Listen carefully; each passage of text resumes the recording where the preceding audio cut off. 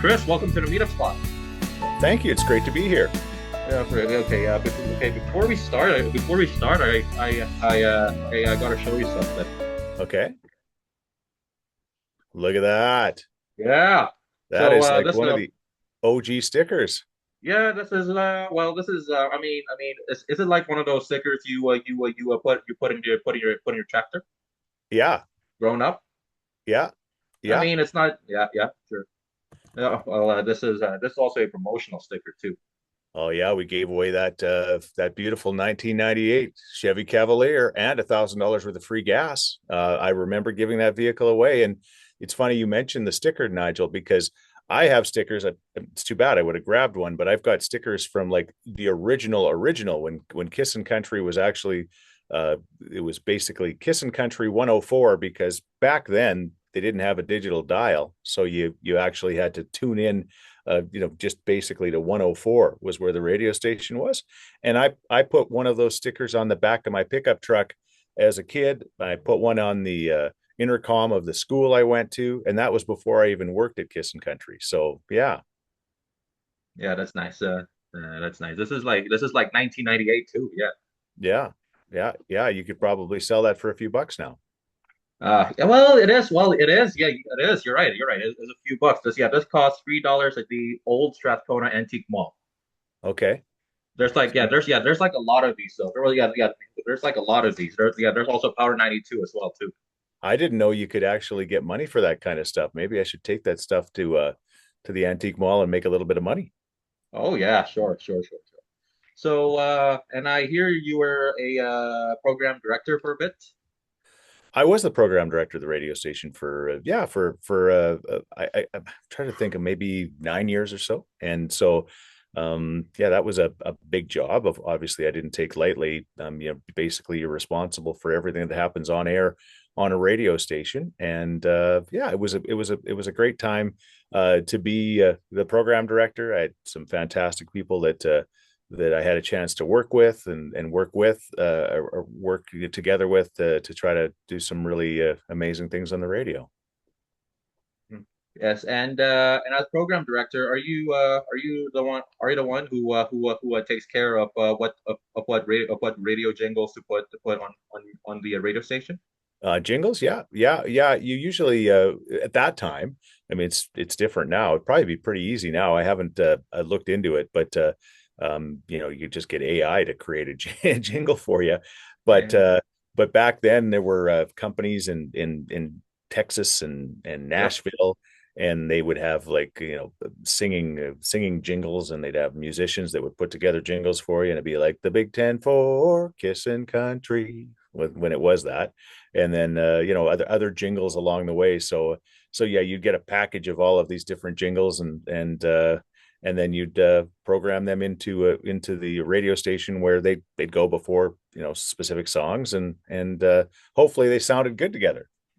Yep, that's right. And I believe during the 80s, you had jingles from TM from Texas, Star Spangled Country and America's Country. And then during the 90s, you had Thompson Creatives with The Edge, The Country Edge, and Hot and Cool. And from the 2000s till today, you had Real World from Seattle, by the way. During the early 2000s, you had the WKDF package, and then around the mid 2010s, I think you had the Real World US 99 package, which is still on the air, I believe.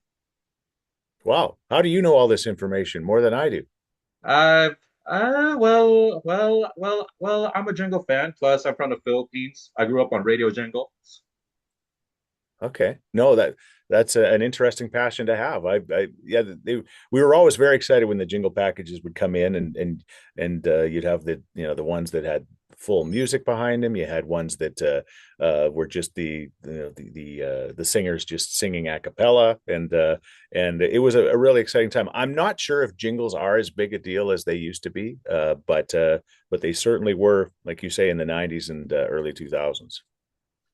Honestly, I really hope radio jingles will still be good today. Hearing the demos and the stories behind them, it's just so good. Yeah, Yeah. cool. Let's start with the questions. Tell me about yourself and your growing up story. Well, my growing up story is I never really did grow up. I'm 54 years old. I'm still a kid, but I grew up on a farm out side of Edmonton, Thorsby, Alberta, God's country as we call it. About again 45 minutes outside of town, southwest. A lot of people know Thorsby because of a couple of things. First of all, it's on your way to Pigeon Lake, and secondly, the Arctic Spa's hot tub factory is in Thorsby, and so it's a giant hot tub factory, and they produce hot tubs from around the world, and it's certainly well known for that. But for me, it was just a great place to grow up, you know, on a farm. With my three siblings, my two brothers and sister, and my mom and dad. And my dad was a uh, kind of a mixed farmer. We started in dairy, and then he got out of dairy cattle and got more into just regular livestock for beef, and started to make a lot of hay and to feed the cattle that we had. And then he bought a big truck, and he started trucking his hay across Western Canada and into the United States and selling it. And that meant, as his sons, we spent a lot of time on the field on the tractor. And when I did spend all that time in the field on the tractor, this was before the time. Sorry, this was before the times of cell phones, which ironically just went off before for anything like that. If you were lucky enough to have a cab on your tractor, you were lucky enough to have a radio. That radio was what basically kept you sane. And so I grew up listening to CFCW and CJCA, and then when Kissin' Country came around in 1992, the FM country station, I started listening to it as well. And I should say CFRN, because they had the Oiler rights at the time, so I could listen to the Oiler games with Rod Phillips calling them, and John Short and his great sports talk show. And so basically, when it was coming up to the end of my schooling, grade 12, I had no idea what I wanted to do with the rest of my life. And then it hit me, you know what, this thing that had been keeping me company on the tractor for so long, and just basically, entertaining me. I wanted to be that person for somebody else. I wanted to be the person on the other side of the speakers. So I decided to take a big leap and go to the city and go to a broadcasting school called Columbia Academy of Radio and Television Arts. And I was 17 years old. I have a late birthday. I'm born in December. And so I was just 17 years old, moved out to downtown Edmonton, Jasper Avenue and 109th Street, and went to broadcasting school for a year. And boy, was that an adjustment for a farm kid, Nigel. It was a big Nice. adjustment. Oh, no, that's awesome. Oh, plus, I also have the CJCA sticker. There it is. Yeah. CJCA was an incredible radio station. This the talk, basically it was what 630 Ched is now. But when I went to broadcasting school, I'll get to kind of a CJCA tie. I went to broadcasting school, and out of broadcasting school, it was time to now get a job. And most everybody, 99% of people at that time that went into radio and went into radio school, got a job at a small market radio station in Oh, somewhere yeah. smaller than Edmonton. But I thought, just for fun, I'd call around. I think there was maybe 5, 6 stations in the Edmonton at that time. There's 21 now. Yep. And I called them all and said, "Hey, I'm just ending my broadcasting school, and I'm willing to come and work for free, basically, sweep floors, do whatever it takes." And the only station that called me back was Kissin' Country, and it was one of my favorite radio stations growing up. Like I said, I talked about the stickers I had in the back of my pickup truck, and so I went in for an interview, and they hired me on the spot to work in promotions. So it was nowhere near being on the radio, but it was an opportunity to learn and just get, just kind of absorb all of this great radio that was happening on the radio station. And my general manager at the time was a guy by the name of Bob Lang. And Bob Wow. Lang was one of the creators of all of that great radio on CJCA that I had loved so much. All of the talk radio shows they had. They even had psychologists on, Mhm. which was so ahead of its time, and a sex therapist, believe it or not. Oh. And this was in like the 90s. Like this was just unheard of. But he had incredible visions for CJCA, and then he had incredible visions for Kissin Country. And Nigel, one of the things I do when I speak to organizations is I talk about you have to find people that believe in you. And if you can't find people that believe in you, it's going to be really tough to do it on your own. You can believe in yourself, and that's very important. But you also got to surround yourself with people that believe in you, and that's what I did. And Bob Lang was one of those people that believed in me and helped me then slowly, and I mean slowly but surely, climb the ladder at Kissin Country. I worked the first 11 years at that radio station, um, overnights, weekends, all of those kind of shifts. And it wasn't until I was 30 years old, because I started it at 18 years old, that I actually, got a regular daytime show. So the struggle was real, though I didn't have to go and work in Moose Jaw or Peace River in radio. I did really have to work at my craft and try to get better at it, and it all slowly but surely paid off. Okay. So I heard you went to Columbia Academy, right? Yep. And was Sean Berg your classmate then? No, he wasn't. No, he I wasn't. think. He was, I think he might have been a year or two before or after me. I'm not exactly sure. But yeah, Sean and I obviously worked together on Kissin Country for we did the morning show together for a while. And when I was program director, he was also on the morning show with Bruce Bowie. Yeah. Uh, all right. Okay. Okay. Right. First of all, that's good. Okay.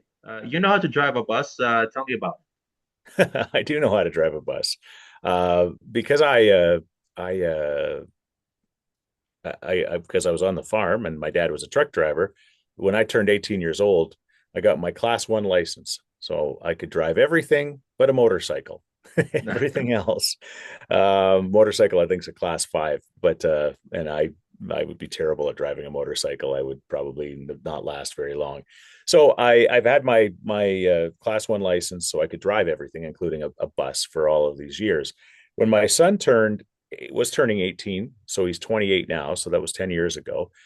We were looking at doing a pub crawl, just a small town pub crawl, going to some of the small bars that we went to as young people in Thorsby and Warburg and Sunnybrook. Probably none of these places mean anything to you, Nigel, I'm guessing, but they certainly did to me. So I looked at renting a bus for this small town pub crawl. And then a buddy of mine, Mike, says, "Hey, I found you a bus you can buy for $1,200." And that was like the same amount as renting one. So we thought, okay, well, let's go. So we went to just about the border. I'm trying to remember. Paradise Valley, I believe, is the name of the small town. And we went and bought a 1988 school bus with 500,000 kilometers on it, drove it home. And I phoned my insurance company and said, "Hey, how does this work with insurance?" They said, "Oh, it's not going to be that big a deal." I said, "Okay, just insure it for me then so I can drive it home." So then when I drove it home, I found out insurance is a big deal on a bus. It costs a lot of money because you have to basically have liability for all of the passengers. And so that would be 32 in this case. So it ended up being a lot of money for my school bus, but I ended up finding a way to making it work. And we did the pub crawl with my son's birthday and had a lot of fun. And then the bus started to just create a life of its own. You can actually go online and Google it. There's YouTube videos of all sorts of country music artists that came in. And I thought I would do this, basically the Cool Bus. It's called the Cool Bus, KOOL, Cool Bus sessions. And I would drive and interview artists, kind of like Jerry Seinfeld does with his Coffee with Comedians, or that other comedian. What is his name? That's carpool karaoke with Gordon. yeah, James exactly, Gordon. James Corden. And so, but in my defense, this was before their time, I believe. But I had this idea, so I would interview these artists, and we'd talk about their adventures on school buses, and they'd perform and sing, and then they autographed the bus. And I ended up getting a ton of people on that bus, like probably 30, 35 artists, people as big as Luke Combs and Maren Morris and all the Canadian artists that you could ever dream of or wish for. And then we ended up jacking the bus up, like lifting it, getting it a lift kit, putting some smokestacks on it and some big air horns and a incredible stereo system. And we raised a bunch of money for charity with it. We filled it up for Santa's Anonymous. We filled it up for a 630 Ched Santa's Anonymous, the toys. It took children from the Stollery on rides with it, and it just was a huge thing. But insurance just gotten so out of hand as far as the cost of it. So the bus is just kind of sitting now, and I'm not exactly sure what I'm going to do with it. I might make it an Airbnb, like at a campsite. Yeah. Have people can make it, transform it into a camper or something. And maybe Nigel will be the first person to stay in it. Oh, nice, nice. First of all, thank you for the invite. Yeah, no Uh, problem. I mean, consider you drive everything but a motorcycle. I think you and Sean pair together because Yeah, Sean, I know that's not the only thing he rides, but yeah, of course he rides. Of course he knows how to do a motocross and that's that true. motorcycle stuff, right? That's Yeah, true. That's true. yeah. Just so you know, yeah. The reason why I know it because he's the first guest of this podcast. Oh, awesome. Yeah. Awesome. Okay.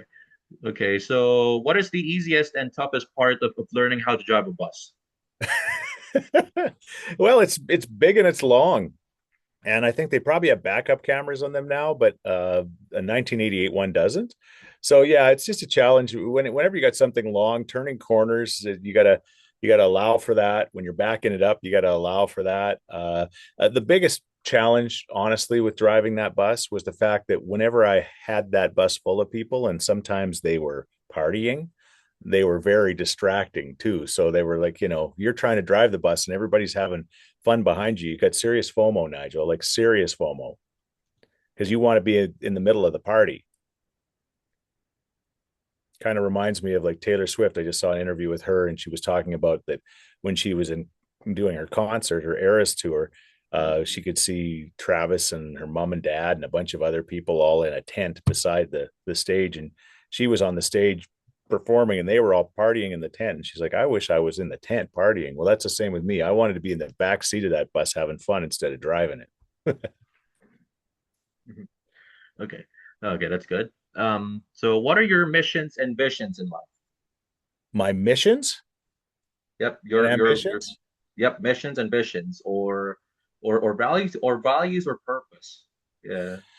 Well, when I left the radio station after 35 years, the thing that I missed most, besides working with my co-hosts, was was charity work and helping out in the community. That's something that I learned as a kid from my parents and my community. Being a small town farm guy, it's like always trying to help um, everybody else, help your neighbors when they need it. So I say my vision, my mission is just trying to make a small difference in the world. I was just talking to, I'll say his name, Kevin Radomski, who basically is the guy that runs the Edmonton Oil Kings. And I talked to him about a charity that I work for called Alberta Dreams, where we deliver dreams to seriously and chronically ill children across the province.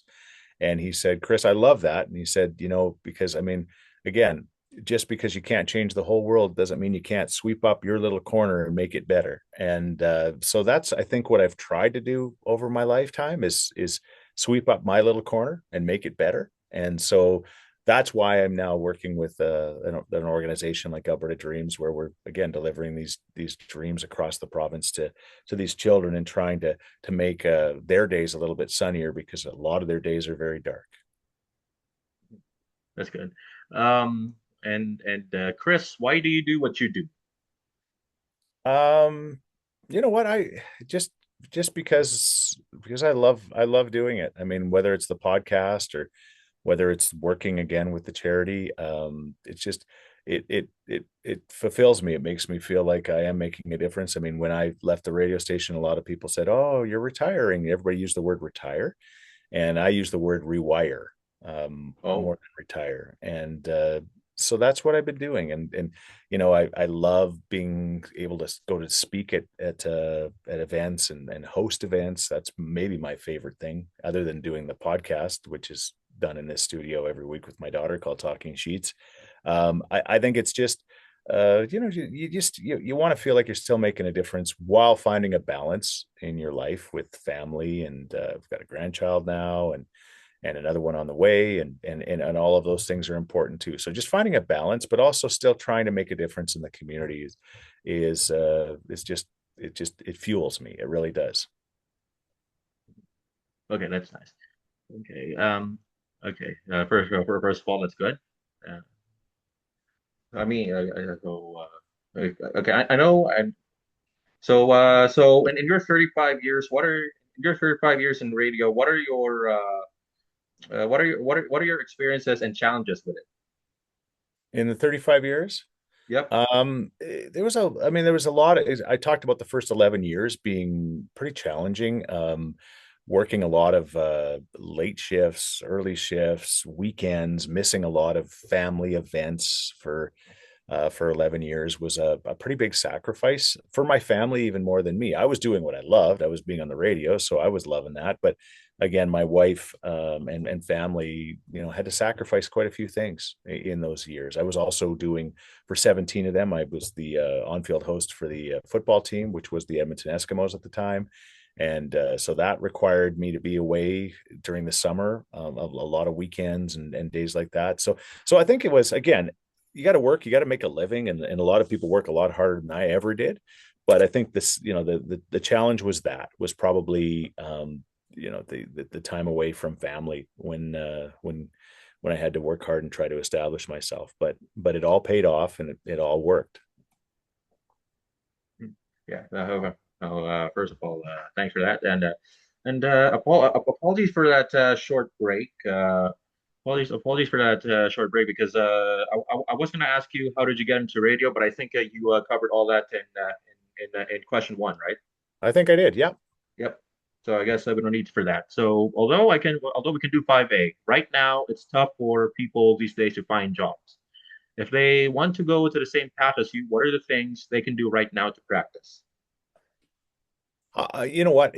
I literally you just need to practice. I mean, you need to be reading a lot, reading out loud. They talk about like the 10,000 hours, like to become really good at something. I truly believe that's the case in radio. Not that I'm ever been good at it, but it takes time. Like you're just not going to turn on the microphone the first time, whether you're doing a podcast or a radio show, and be great. You're just not, right. It takes time to learn the craft, to hone the craft. So literally, the more you can do it, the better you're going to get. You've got to get those hours in. Like that's the advice I have for anybody that's considering the radio world. It's not as easy as it once was. There's syndication, there's AI, there's all of these things that are happening that are making it more difficult. But I still think there's still room for very talented, passionate people. That's good. Okay. Okay. And who was your favorite Kiss and DJ when you grew up? Was it Bob McCord or John Short? Who I think was he at Kissin or he was at Kissin?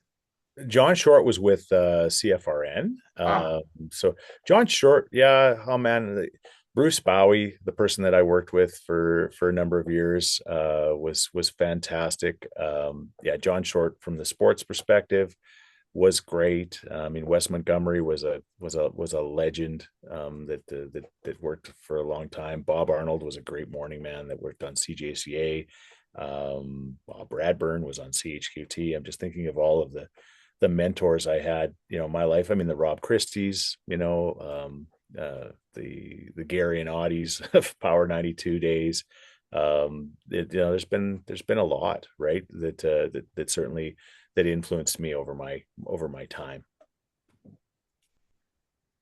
yeah. Just man, think about the AM stations these back then. Though. Right now, there's like five. We lost CFRN last year. We just Yeah. saw we just saw CHQT sign off and Chad moving there, I believe. Yeah.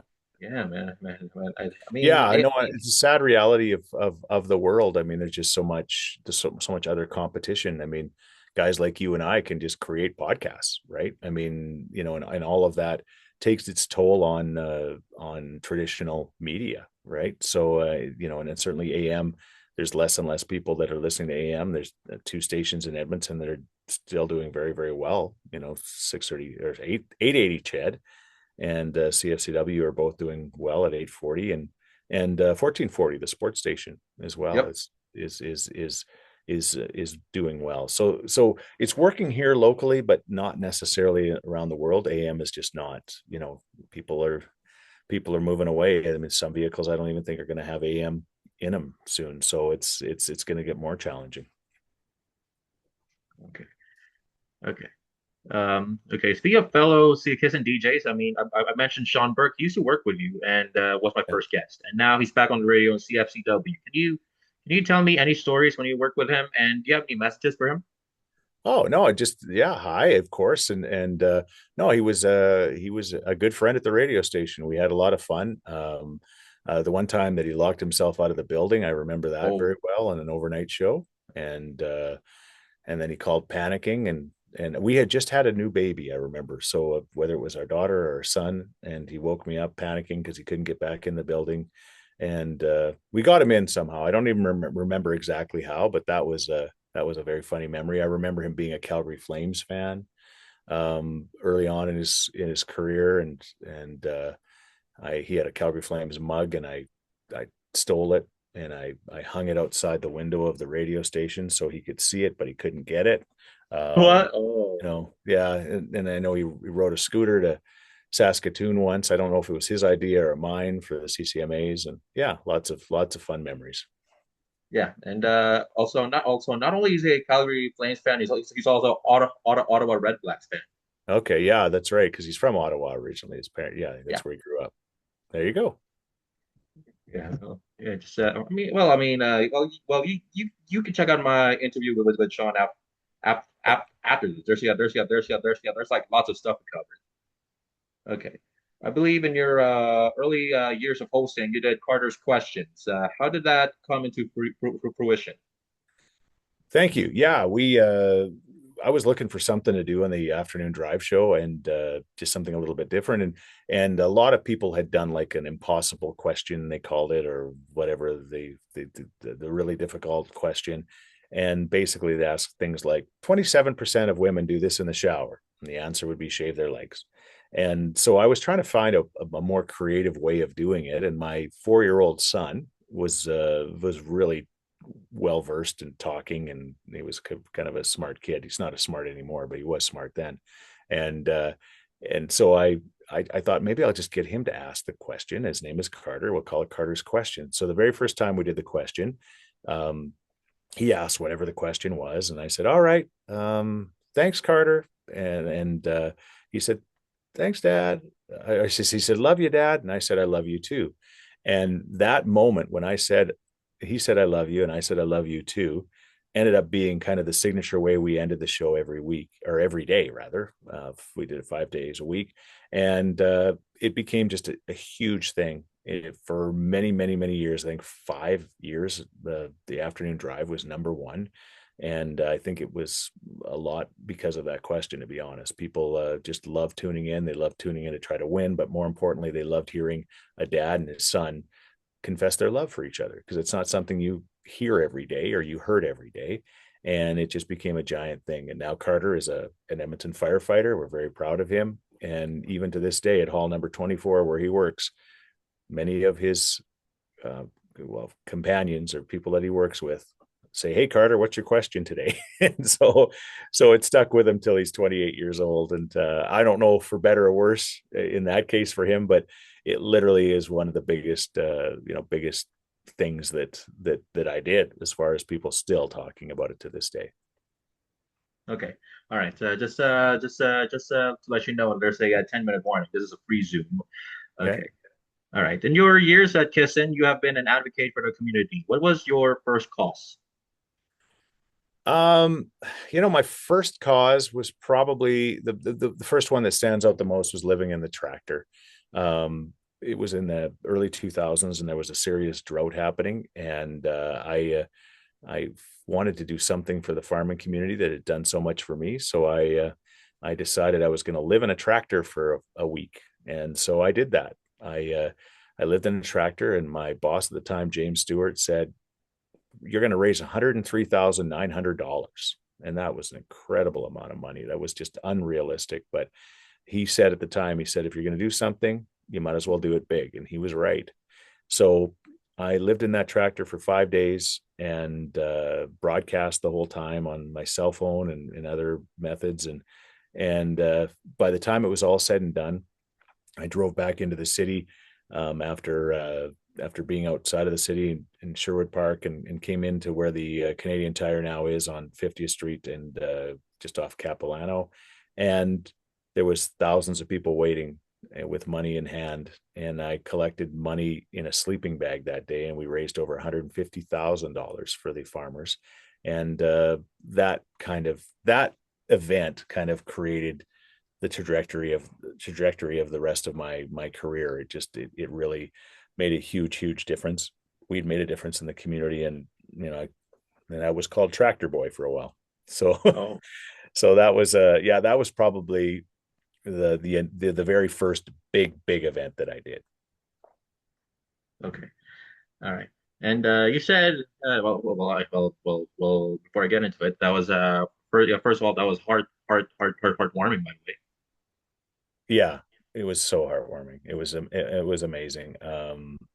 Yeah, I had so many people thank me personally. I one moment that really stands out for me was at the very end of my day was I left the tractor. The last guy standing there was a police officer, an Edmonton City police officer wearing his uniform, and he had lined up and he'd waited and he gave me a hug, and he told me that his dad earlier that year had taken his own life because he had lost the farm because of the drought situation, and somehow what we had done with this tractor thing had made him feel better about his situation. He couldn't bring his father back, but he just really meant such a big deal to him because so many people showed they cared.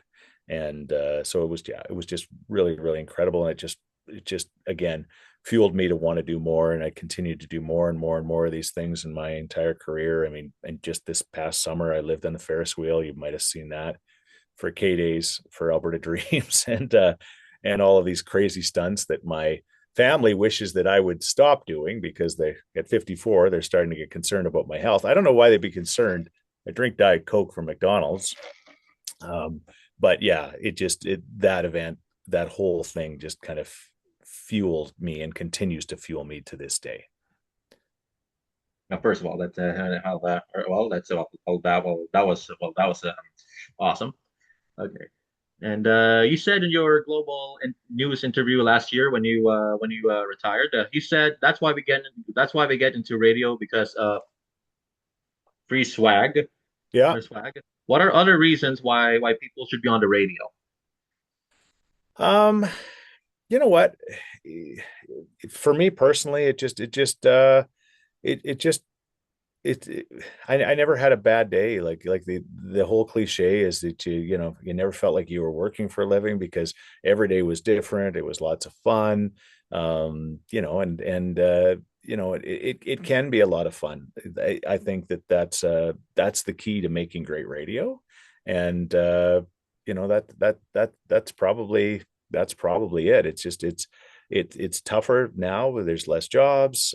There's more syndication and things like that, but you can still make a difference. And I just believe, with great power becomes great responsibility. And if you've got the power of the airwaves, then you've got the responsibility to try to entertain and make a difference. Try to sweep up your corner and clean it up as much as you can. That's nice. And lastly, why is local radio important?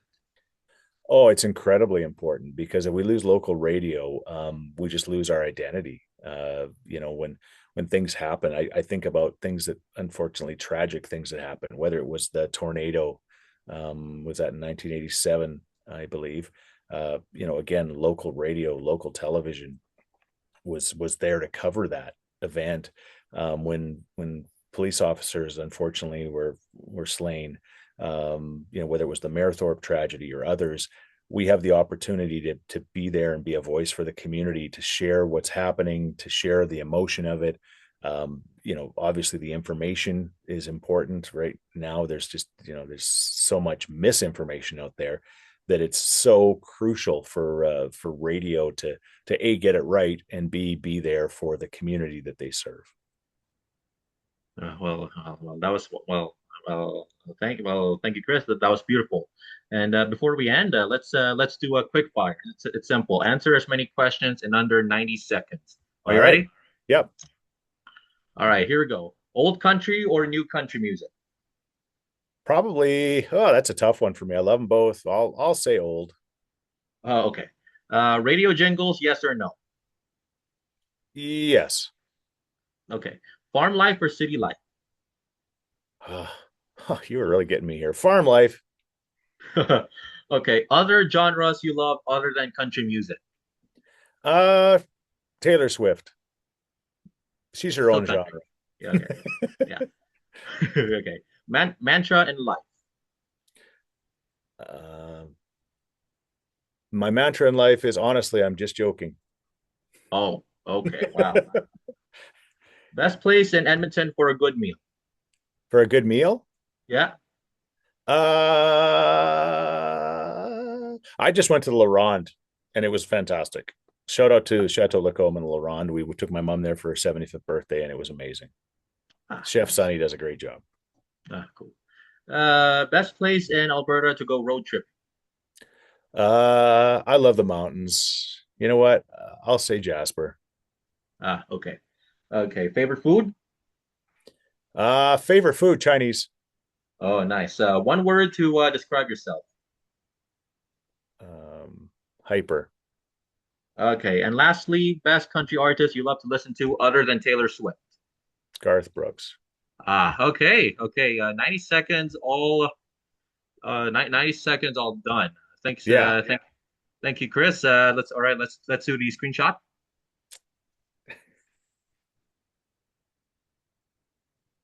All right, thank you, Chris. Thank you, Chris, for the opportunity. Is there any feedbacks or comments No, before you we did a end? great job. Thank you. You were well prepared. Thanks. And anything to plug in? Um, our podcast, Talking Scheetz. You can download it once a week. I do it with my daughter Bailey, and it's almost as good as the Periwinkle one, but we're striving for better. So yeah, we're working on it. And Alberta Dreams, the charity they work for, it. Check them out at albertadreams.ca.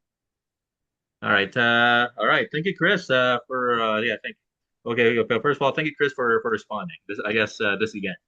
Yep, no problem. Thank you, my friend.